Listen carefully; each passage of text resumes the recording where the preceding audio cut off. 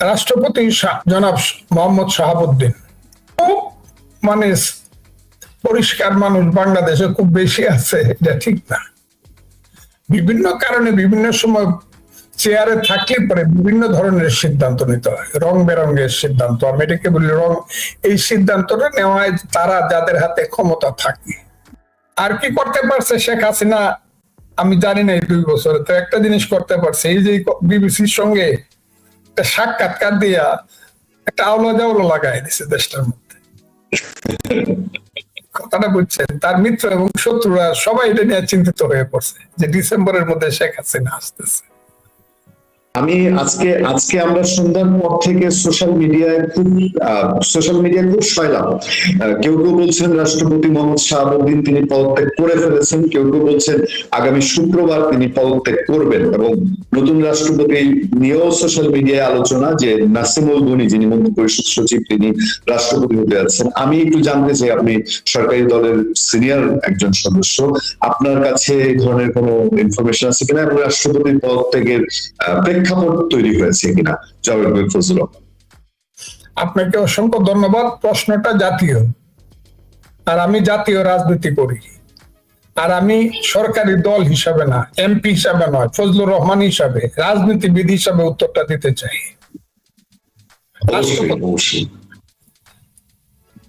রাষ্ট্রপতি জনাব মোহাম্মদ শাহাবুদ্দিন, আমি ওনাকে দীর্ঘদিন যাবৎ চিনি। যদি বলেন কবে থেকে, আমি বলবো 71 থেকে। 1971 সনে আমরা একসাথে দেরাদুনের ট্রেনিং করছি, তান্ডুয়াতে, পাবনা এবং কিশোরগঞ্জ, মানে ময়মনসিংহ। পাবনা এবং ময়মনসিংহ এর ট্রেনিংটা এক কোর্সে একসাথে করছি। আমি তখন থেকেই তাকে, পাবনার অনেককেই চিনি, ওনাকেও চিনি। উনি একটা পর্যায়ে চাকরিতে চলে গেলেন। উনি 75 পর্যন্ত সঠিকভাবে পলিটিক্স করে চাকরিতে চলে গেলেন, এবং উনি বিচারক হিসাবে চাকরি করলেন। তারপরে অন্যান্য চাকরিও করেছেন। কিন্তু আমি যতটুকু তাকে চিনি, দোষ ত্রুটি প্রত্যেক মানুষেরই থাকে। মানুষ হিসাবে এর চেয়ে খুব মানে পরিষ্কার মানুষ বাংলাদেশে খুব বেশি আছে, এটা ঠিক না। তার মধ্যে সাহস আছে, সিদ্ধান্ত নেওয়ার গুণাবলী আছে, দেশের ভালোবাসা আছে। বিভিন্ন কারণে বিভিন্ন সময় চেয়ারে থাকলে পরে বিভিন্ন ধরনের সিদ্ধান্ত নিতে হয়, রং বেরঙের সিদ্ধান্ত। আমি এটাকে বলি রং। এই সিদ্ধান্তটা নেওয়া হয় তারা যাদের হাতে ক্ষমতা থাকে। কাজেই এর বাইরে যদি চিন্তা করেন, মহামান্য রাষ্ট্রপতি জনাব মোহাম্মদ শাহাবুদ্দিন উনি কিন্তু সাহসী মানুষ এবং সঠিক মানুষ। দেখেন, ইউনূসের মতো একটা ক্রিমিনাল সরকারের সাথেও কিন্তু সে 1.5 বছর রয়েছে, ক্রিমিনাল, এবং তার বাসায় এটা মানে তার বঙ্গভবন এটা করাইছে, কত কিছু করাইছে, ছবি নামাইছে, কত কিছু। কিন্তু তখন কিন্তু তুমি ভয়ে পদত্যাগ করেননি। পদত্যাগ করলে পরে কিন্তু এই দেশটা পাকিস্তানের দিকে আরো এক ধাপ আগায় যাইত। এখন বিএনপি ক্ষমতা এসেছে, সেটাও 4 মাসের উপরে চলে গেছে। মনেই করতে পারে যে তাদের নিজস্ব একজন রাষ্ট্রপতির প্রয়োজন। তারা আওয়ামী লীগ আমরা রাষ্ট্রপতিকে বা আওয়ামী লীগ পার্লামেন্টের রাষ্ট্রপতিকে তারা, যে রাষ্ট্রপতি 18 সনের পার্লামেন্ট দ্বারা নির্বাচিত, নাও রাখতে পারে। এটা বিএনপির সিদ্ধান্ত, এবং আমার দল সিদ্ধান্ত নিলে আমি এর বাইরে যাব কেন? এর বাইরে যাব না। কিন্তু একটা কথা বলি, কি বললেন, কি বলি,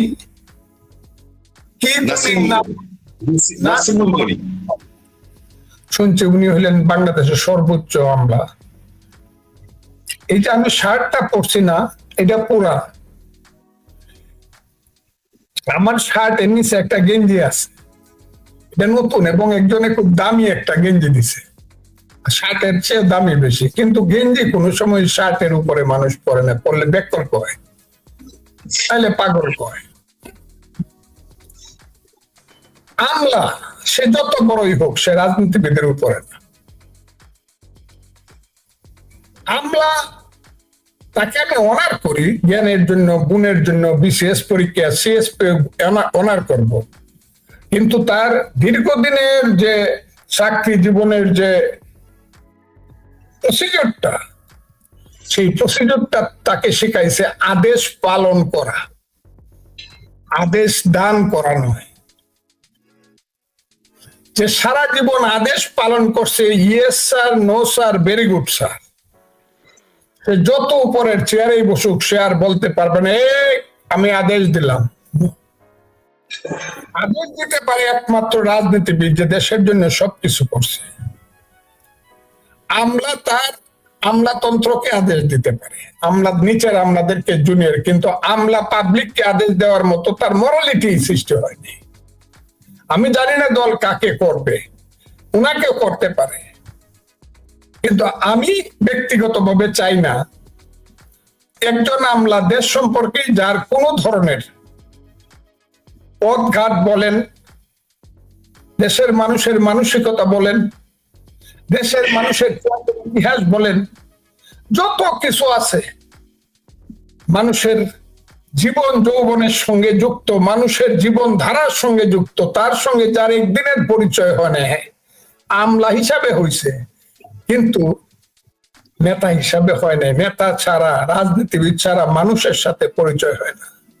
খেতেরাই কোথায় কোথায় বসে ঘাস কাটে, কোথায় খেওয়া ঘাট, এইগুলা যারা চিনে না, মানুষের দুঃখ কি, দুর্দশা কি, পৃথিবীর সঙ্গে একটা রাষ্ট্রের সম্পর্ক কি, বাংলাদেশ কিভাবে সৃষ্টি হয়েছিল, আমরা তো প্রত্যেক আমলার ইতিহাস জানি।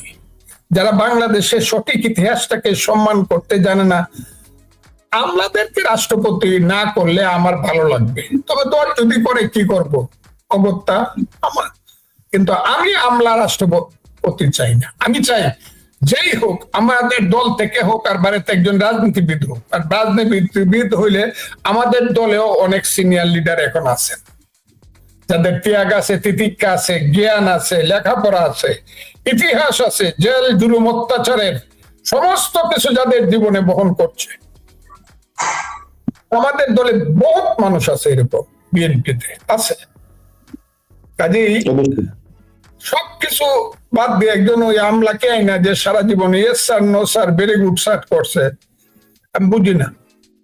আমি কোন আমলাকে মনে করি না একজন রাজনীতিবিদের সময়। যত বড় আমলা, এই যে বললাম শার্ট কোন সময় গেঞ্জি নিচে, সব সময় শার্টের নিচে থাকে, তবে গেঞ্জি প্রয়োজন, কিন্তু শার্টের উপরে পড়ার জন্য শার্ট থাকবে উপরে, পলিটিশিয়ান থাকবে উপরে। আমি অনুষ্ঠান এমনিতে দীর্ঘায়িত করবো না আজকে। আর একটা শুধু ইস্যুটা বর্তমান চলমান রাজনীতির জন্য খুব গুরুত্বপূর্ণ। আপনার এই বিষয়ে প্রতিক্রিয়া আমরা অন্যান্য জায়গায় দেখেছি, আমাদের দর্শকদের কাছে আমি প্রতিক্রিয়া চাই। আওয়ামী লীগ সভাপতি এবং সাবেক প্রধানমন্ত্রী শেখ হাসিনা রয়টার্স ইন্টারভিউতে বলেছেন তিনি ডিসেম্বরে দেশে ফিরতে চান, ফিরবেন এবং তার দলবল সহ ফিরবেন। তিনি কি সত্যিকার অর্থে পারবেন কিনা বাংলাদেশে বাস্তবতা, উনি কি ফিরবেন কিনা আপনার কি মনে হয়? আপনি তো চেনেন, এই পরিবার চেনেন, শেখ হাসিনাকে হারে হারে আপনি চেনেন, সেটা জানতে চাই। এবং এর প্রতিক্রিয়ায় বাংলাদেশে দেখা গেছে বিএনপি ওইভাবে এটার জন্য চিন্তিত না বা দুশ্চিন্তা আছে এরকম মনে করার কোনো সুযোগ নাই। কিন্তু জুলাইয়ে যারা আন্দোলনে জড়িত বলে এখন যারা দাবি করে, যারা মত করেছে, তৌহিদি চরমনার নামে রাস্তা নেমেছে, এদের অ্যাটিটিউড দেখলে মনে হয় যে শেখ হাসিনা না আসলে ভালো হয়। এই সার্বিক ব্যাপারে আপনার একটু মন্তব্য আমি চাচ্ছি। আমি এটাতেই আজকের অনুষ্ঠান শেষ করবো। জনাব ফজলুর রহমান। আর কি করতে পারছে শেখ হাসিনা আমি জানি না, এই 2 বছরে তো একটা জিনিস করতে পারছে, এই যে বিবিসির সঙ্গে একটা সাক্ষাৎকার দিয়া একটা আওলা জাওলা লাগাই দিছে দেশটার মধ্যে। কথাটা বুঝছেন? তার মিত্র এবং শত্রুরা সবাই এটা নিয়ে চিন্তিত হয়ে পড়ছে যে ডিসেম্বরের মধ্যে শেখ হাসিনা আসতেছে।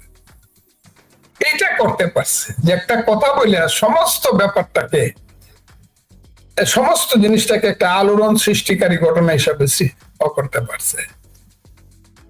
এটা শেখ হাসিনাকে আমি কি বলবো, যে এটা একটা বুদ্ধিমতির মতো, অন্য কথাবার্তা যেরকম বলবো, কিন্তু আসবো আমি কথাটা বইলা একটা আলোড়ন সৃষ্টি করছে। কিন্তু তাকে আসতে হইলে দেশ বিদেশের সমর্থন লাগবে। জনসমর্থন কার কতটুকু আছে সেইটাতে যদি আমি নাও যাই, বাংলাদেশের ভিতরে বাহিরের যে শক্তিগুলো আছে, আমার জন্মের বেদনার পক্ষে বিপক্ষে যারা জড়িত ছিল, বাংলাদেশের জন্মের বেদনার সঙ্গে যারা পক্ষে বিপক্ষে জড়িত ছিল, তাদের একটা কাজ এখানে আছে। সেই কাজটা কোন পক্ষে হবে, কিভাবে হবে, এইটার উপরে নির্ভর করবে শেখ হাসিনা দেশে আসতে পারবে। আর সাবজেক্টিভ কন্ডিশন বলতেছে বোধ হয় না, কিন্তু অবজেক্টিভ কন্ডিশন কি হবে এটা আমি বলতে পারবো না। কারণ আমি দেখলাম জাতিসংঘ ইতিমধ্যে বলে দিছে যে বিচারটা নাকি সঠিক হয় নাই শেখ হাসিনার। আমি দেখছি একটা যদি কতটুকু সত্য আমি জানি না। হ্যাঁ, জাতিসংঘে এই অভিমতটা পোষণ করে যে বিচারটা নাকি সঠিক হয়নি।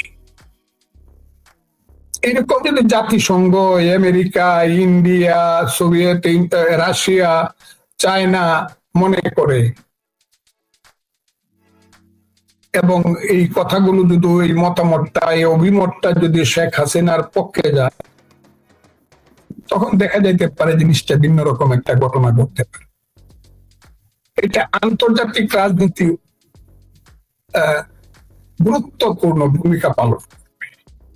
বাংলাদেশের মানুষ শেখ হাসিনা এসে পড়ো অভিনন্দন, আর শেখ হাসিনা চলে যাও, দুইটা স্লোগানে প্লাস মাইনাস কিছু হবে, কিন্তু তার সমস্ত ব্যাপারটা 90% নির্ভর করবে অবজেক্টিভ কন্ডিশনে।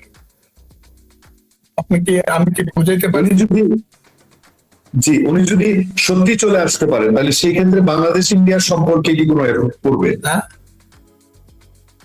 উনি যদি সত্যি চলে আসতে পারেন, তাহলে বাংলাদেশ ইন্ডিয়া সমর্থনে যদি উনি আসেন, আন্তর্জাতিক শক্তির সমর্থন, আন্তর্জাতিক শক্তি তো 4টা দেশের নাম বললাম, এনে পাকিস্তান, তুরস্ক আমি বলি নাই, কারণ পাকিস্তান, তুরস্ক আন্তর্জাতিক শক্তি না। তারা ওই দেশে যাতে এই সাম্প্রদায়িক রাজনীতি এবং কোনো কারণে মৌলবাদ যাতে টিকে থাকতে পারে, মৌলবাদী আমি খুব বেশি কঠিন মনে করি না, দেশের শত্রু মনে করি না, কিন্তু জঙ্গি রাজনীতি, হেফাজতে কি হরকাতুল জিহাদ, লস্করে তৈয়বা ইত্যাদি যারা আছেন তাদের সাথে হইলো ওরা। কিন্তু ওই 4টা রাষ্ট্র তারা যদি মনে করে যে শেখ হাসিনা যা করছে for the sake of everything, Sheikh Hasina should go to her motherland, তাইলে শেখ হাসিনা আসতে পারবে। এই হলো কথা। আপনি জামাত ইসলামীকে 71 সালে একরকম দেখেছেন, এখন আপনার পাশে সংসদে তারা বসছেন দেখছেন। আজকে জামাত ইসলামীর একজন সংসদ সদস্যকে জামাত তার দল থেকে বহিষ্কার করেছে। আড়ালের ঘটনা সম্পর্কে আপনি জানেন নিশ্চয়ই, আপনি অবগত। আমরা খুবই এই আপত্তিকর বিষয়ে আমি আলোচনা করতে চাই না, তবে জামাতে ইসলামের একজন মানুষ যখন এরকম বিষয়ে অভিযুক্ত হয়, তখন সবার কাছে ওই ধর্মের জায়গাটায়, তারা যেহেতু ধর্ম নিয়ে কাজ করে, ধর্মের কথা বলে, ধর্মের ভিত্তিতে চলতে চায়, সেই জায়গাটায় আমাদের খটকা লাগে। আপনার কাছে জানতে চাই, এই যে জামাতের এমপির পদত্যাগ, এতেই কি ঘটনার শেষ কিনা? কারণ ঘটনাটা খুব সাংঘাতিক। একটা বাচ্চা মেয়েকে চাকরির প্রলোভনে দেখানো হয়েছে বলে অভিযোগ উঠেছে, জোর অভিযোগ আছে, ভিডিও আছে। আর 71-এর সেই জামাত আর আজকের জামাত আপনি কি দেখছেন জনাব অ্যাডভোকেট ফজলুর রহমান? জামাতকে আমি কোনো সময় মানুষের কোনো মানুষের দল কোনো সময় মনে করি না, এবং আমি মৌলানা ভাসানীর সাথে তার একজন নাতি শিষ্য হিসেবে আমি একমত যে আল্লাহ বানাইছে ইসলাম আর শয়তান বানাইছে জামাতে ইসলাম। আমার চেয়ে বোধহয় কেউ এত বেশি বলে না। এদের চেয়ে খারাপ, এদের চেয়ে মুনাফেক, এদের চেয়ে শয়তানের দোস্ত, এদের চেয়ে দেশদ্রোহী, 71 থেকে ধরে যাই বলেন, এই ধরনের এদের চেয়ে মুনাফেক কোন রাজনৈতিক দল হইতে পারে বলে আমার মনে হয় না। 5ই আগস্টের পরে তাদের চেহারাটা একদম কুৎসিত ভাবে উন্মোচিত হয়েছে।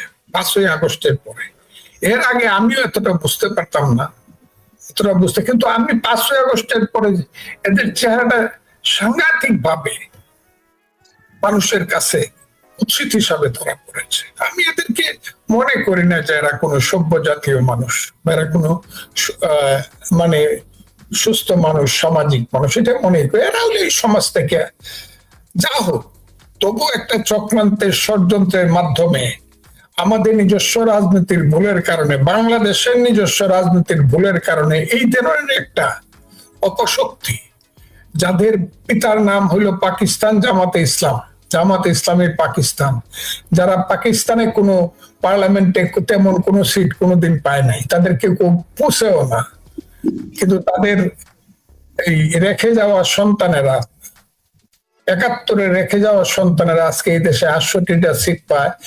এটা কেন পায়, কি কারণে পায় আমি জানি না, তবে জীবনে আর কোনোদিন পাবে বলে মনে হয় না। যদি পায় তাহলে আমার রাজনীতি ভুল হবে। এটা সমস্তই চক্রান্তের অংশ।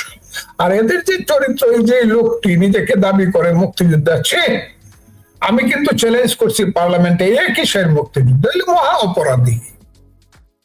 যদি সে মুক্তিযোদ্ধা না, আবারও আমি বলছি সে মুক্তিযোদ্ধা না, আবারও আমি বলছি সে মুক্তিযোদ্ধা না, সে প্রমাণ করুক সে মুক্তিযোদ্ধা। জামুকা থেকে প্রমাণ করুক, জামুকা থেকে। জামুকা তো এখন তো বিএনপির, এটা তো আওয়ামী লীগের না। এবং জামুকার সদস্যরা সবাই হলো খুব নিউট্রাল ভাবে সবকিছু এখন দেখেন। প্রমাণ করুক যে সে মুক্তিযোদ্ধা, কোথাকার মুক্তিযোদ্ধা। এই দেশে তো মুক্তিযোদ্ধা অনেকেই দাবি করে, কাজে আমি বলতেও পারবে না যে কোন এলাকায় গিয়ে ট্রেনিং নিছে। মুক্তিযোদ্ধার প্রথম ক্রাইটেরিয়া হলো কিছু ব্যতিক্রম বাদে, সবকিছুর ব্যতিক্রম থাকে, এইটার প্রথমেই ক্রাইটেরিয়া হলো তুমি কোথায় ট্রেনিং দিছো, ইন্ডিয়ার কোন সেন্টারে, কোন সেক্টরে যুদ্ধ করছে। আমি না করছি যে সে মুক্তিযোদ্ধা হইতে পারে না, সে যেভাবে কথা বলে, এবং তার কথার উপরেই কিন্তু আমি পার্লামেন্টে একটা বক্তৃতা করছি। সে আমার বক্তৃতার আগের দিন সে বলছিল যে সাতক্ষীরাতে একজন ডিসি গেছে, একজন মহিলা ডিসি, সে কি ধরনের ডিসি, পর্দা পুশিদা কিছু করে না। সে বলে সাংস্কৃতিক কোনো নাই, আন্দোলন নাই, সাংস্কৃতিক কোনো মানে নাই, সাংস্কৃতিক কোনো কর্মকাণ্ড নাই। মানে সংস্কৃতি আবার কি, যে সংস্কৃতির কথা বলে তাকে সাতক্ষীরাতে রাখা যাবে না। এর পরের দিনে আমি কিন্তু উত্তরে বলছিলাম যে সংস্কৃতি বিশ্বাস করে না সে সভ্য না, যে জাতির জীবনে সংস্কৃতি নাই সে অসভ্য জাতি। ওটা কিন্তু ওর কথার উপরে বলছিলাম। সেই যে মহিলা মাথায় কাপড় দেয় না, সেই লোকটির আজকের আমি আর বেশি আগাবো না। সেই লোকটির যা একজন আমার নাতনি সমা, একজন অসহায় মেয়ের প্রতি যে আচরণ মানুষ দেখলো, সবাই দেখলো, ও তো পশু, ও তো অমানুষ। এবং তার ক্যারেক্টারের সমসাময়িক ক্যারেক্টার হইল জামাতের সবার, এটা আমার ধারণা। এবং আমি প্রমাণ করতে পারবো অনেককেই এরা এরকমই। কথাটা বুঝেন, মাদ্রাসাগুলোর দিকে তাকায় দেখেন এখন কি হচ্ছে। তারা যে একটা দিয়ে মাদ্রাসা, অমুক মাদ্রাসা, তমুক মাদ্রাসায়, এই সব কিছু মিলে দিলেন। এদের চরিত্রের যে গুণাবলী, এগুলা কইয়ে শেষ করা যায় না। কাজে আমি মনে করবো যে জামাত তাকে বাইর করে দিয়া নিজেদের পাপ কিছুটা স্খলন করার চেষ্টা করছে। ভবিষ্যতে সেটা দেখা দিবে তারা মানুষকে ধোঁকা দিছে নাকি সঠিকভাবে বহিষ্কার করছে। তবে আমি মনে করি এই লোকটি যদি আরো কিছুদিন পৃথিবীতে বেঁচে থাকে, সে যদি মানুষের ঘরে জন্ম নিয়ে থাকে, তার আর পার্লামেন্টে মুখ দেখানো ঠিক না। আর পার্লামেন্টও তাকে আর গ্রহণ করা ঠিক না, কারণ এই লোকটি পার্লামেন্টে থাকলে দুর্গন্ধ ছড়াবে এবং সারা পৃথিবীর মানুষ চায়ে দেখবে এইখানে একজন দর্শক বসে আছে, একদম বাস্তব জলজ্যান্ত দর্শক পার্লামেন্টে বসে আছে। এবং দুর্ভাগ্যক্রমে আমার সিটের থেকে তার সিটের দূরত্ব মাত্র 5 ফুট।